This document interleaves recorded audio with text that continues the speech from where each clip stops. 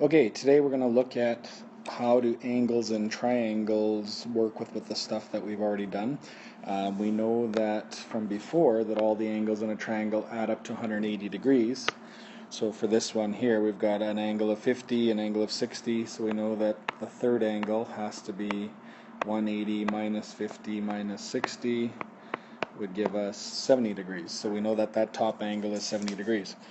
So it's a rule that we've been using quite a while, and it's a fairly easy one. The only thing that we're going to look at today is how does this combine with what we already know. First thing we're going to do is actually figure out or prove why three angles in a triangle always add up to 180. So what we're going to do is we're going to start with the triangle, and let's suppose I gave you two of the bottom angles. So let's suppose that one was 60 and this one was 50.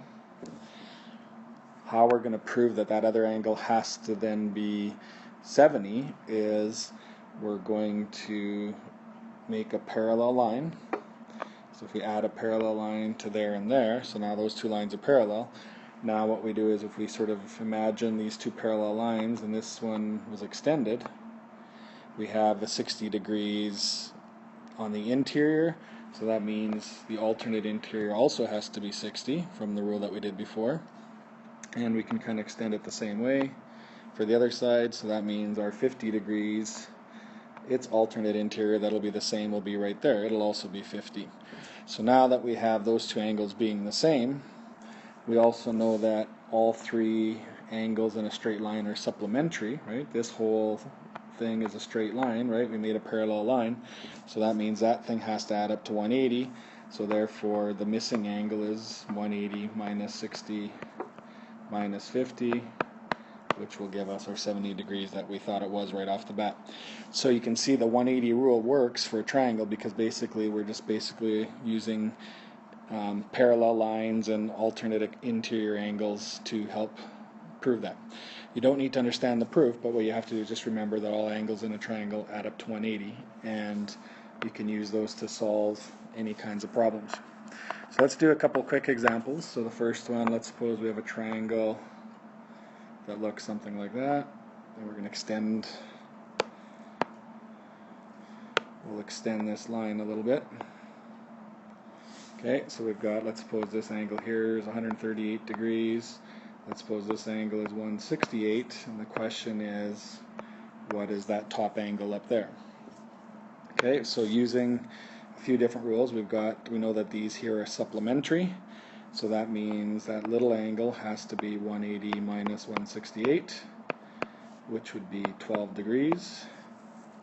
So we know that that one has to be 12, and then now we've got a triangle, so we know that that top angle, we can use a 180 rule for the triangle.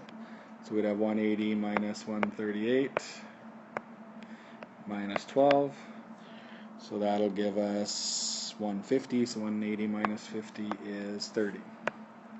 Okay, so you can see we're just sort of doing a couple different 180 rules. First of all, we did a supplementary angle, and then after that we used the 180 rule for the triangle to get the missing angle.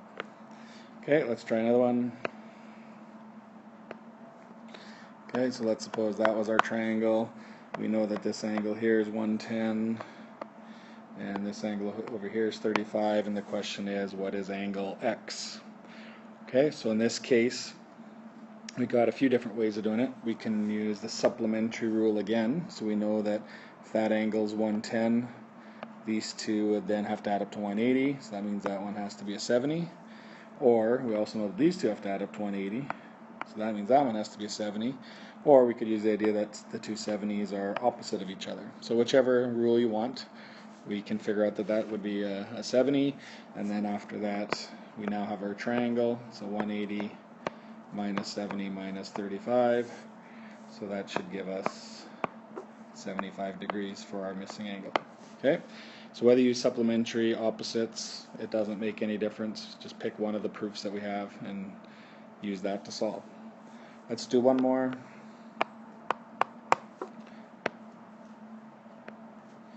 Okay, so in this case, let's suppose we have 40 degrees up there, 35 degrees there, and the question is, what is X and Y?